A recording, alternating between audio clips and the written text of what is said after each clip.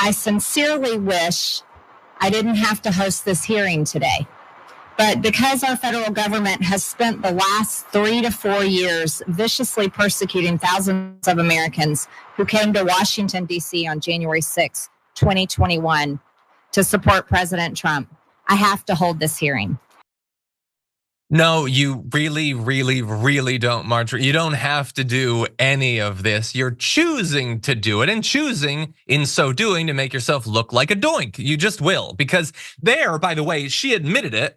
The people who've been locked up, who were in the Capitol, came to support Donald Trump. She spent years saying somehow it's Antifa. I don't know how, please let it be Antifa. But no, she admits now they were right wingers. Now they're not actually being persecuted. They are receiving the penalties for the crimes they committed, generally on TV.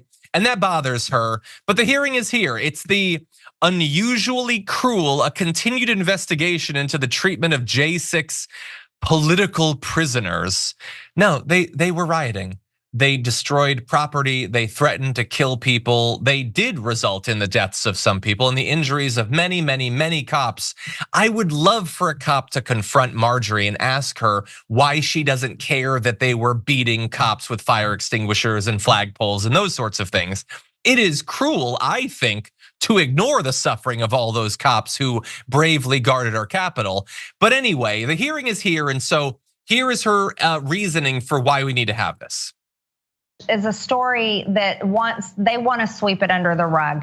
They don't want anyone to know the reality of what's happening. But every single day, a new January 6th defendant gets arrested and charged. And the federal government is abusing their power and is continuing to abuse their power. A storm is tearing up the digital media industry. Only our audience can save us in these difficult times. Help us reach our goal of 100,000 new members at tyt.com/team. Okay, so again, unfairly charging these people, it's so unfair, it's unusually cruel, they're prisoners, political prisoners, it's a persecution. We're gonna get to the ironic twist about this, about those people who've gone through the judicial process that is going to make her look even stupider than normal. But I wanna focus first on someone who testified at this hearing. So this is Trenis Evans, convicted of knowingly entering and remaining in a restricted building on J6, served 20 days in prison. Okay, so broke in, here's how that interaction went. Mr. Evans, you've already served time for January 6th, is that correct? Yes, the government was kind enough to provide me a federal prison stay for demonstrations. Just to be clear, did you burn down the Capitol on January 6th? No, I actually would have been better off if I were an Antifa protester that would have burned $34,000 worth of federal property that was sentenced on the same day as me, who assaulted an officer and while on pretrial release, assaulted another officer and a civilian, and who got just probation and a small fine and went home. You would have had a 95% chance of having your charges dropped, correct? Yeah, yes. That's correct. Did you assault anyone on January 6th? Only the fabric of democracy, I hear. Thank you. God bless you for your humor. Remember when we didn't like that our guy lost? And so we tried to storm the Capitol and stop the election from going through. We tried to stop the peaceful transfer of power for the first time in American history. I'm elected official of the United States government. Look, we don't focus a lot here on TDR on like whether a person's a traitor or not, but I kind of feel like she's making the case herself, not just doing the hearing, but coordinating with the guy and making a mockery of the fact that this guy went in to stop with a peaceful transfer of power. He went, by the way, it's on film. You can see him. He steps through a broken window. He wasn't demonstrating. He wasn't he broke in through a window. He said, "We want justice," with a megaphone, back the blue. He's surrounded by people trying to beat cops to death. And he's like, that cop's being hit with a flagpole, back the blue. Look, I like irony as much as the next guy, but I don't think this is the venue for it. And so she is making a mockery of this entire thing. She, after all, was the person who said if she'd been in charge of it, it would have succeeded and they would have been armed. So in her fantasies, they bring guns in to kill the cops and probably her colleagues. But that's the part of that quote from 2 years ago that people always focus on. But it would have succeeded. What do you mean?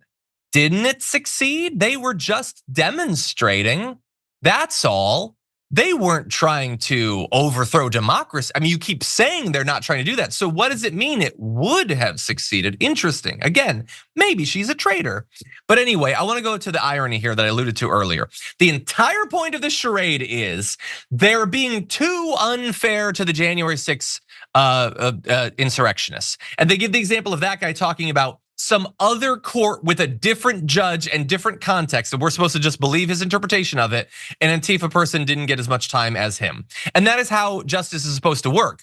You can't get a worse sentence than anyone else for a different crime, okay? Because yeah, you broke in, but they burned something down. Well, presumably the Antifa person could say, well, I didn't blow up a bomb or something, so I guess I go free too. As long as anyone in America has done a worse crime than you don't suffer any consequences. I think that's how the justice system is supposed to work. But again, undercutting the lie that we're being unfair to the January 6th insurrectionists, most January 6th defendants do get time behind bars, but less than the US sought. Now, more than 60% of the defendants sentenced so far have received jail or prison terms, but the judges in 67% of those cases went below federal sentencing guidelines.